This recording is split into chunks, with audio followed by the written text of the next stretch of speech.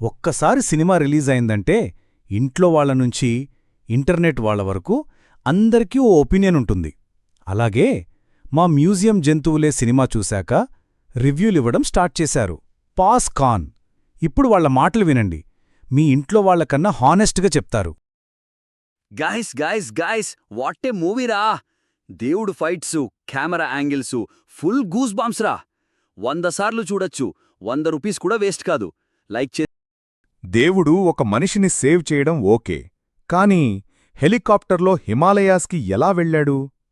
నాకు మిల్క్లో లాజిక్ ఉంది, కానీ ఈ మూవీలో లేదు. మంచి విజువల్స్, బట్ బ్రెయిన్కి డైజెషన్ ప్రాబ్లం.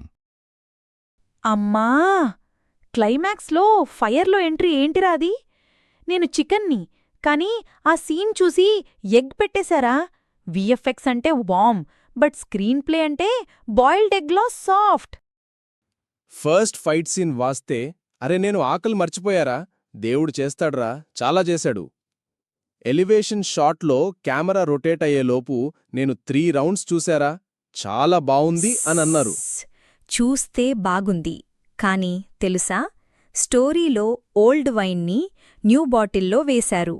దేవుడు కథ అంటే ఎమోషన్ ఎక్స్పెక్ట్ చేస్తాం, కాని ఇక్కడ మాస్ ఓవర్లోడ్ చేసి లాజిక్ని విషం చేశారు. మూవీ బాగుండి బాస్, క్లైమాక్స్లో చాలా ఎమోషనల్, బట్ ఇంటర్వెల్లో బిర్యానీ స్మెల్ వచ్చింది.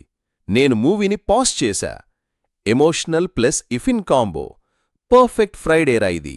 ఓయ్ గాయ్స్, పక్కనవాడు క్లైమాక్స్లో ఎందుకు లాఫ్ చేశాడో అనలైజ్ చేయడం ఆపండ్రా.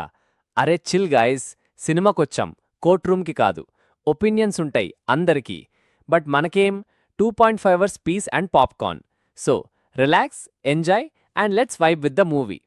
అండ్ రిమెంబర్, క్లైమాక్స్లో టీయర్స్ వచ్చినా పర్వాలేదు, కానీ స్టార్టింగ్లో లాజిక్కి టీయర్స్ వచ్చాకండి, నెక్స్ట్ షోకి డిబేట్ కాదు, డబుల్ పఫ్స్ తీసుకోండి. పండా చెప్పింది. సినిమా ఏంది?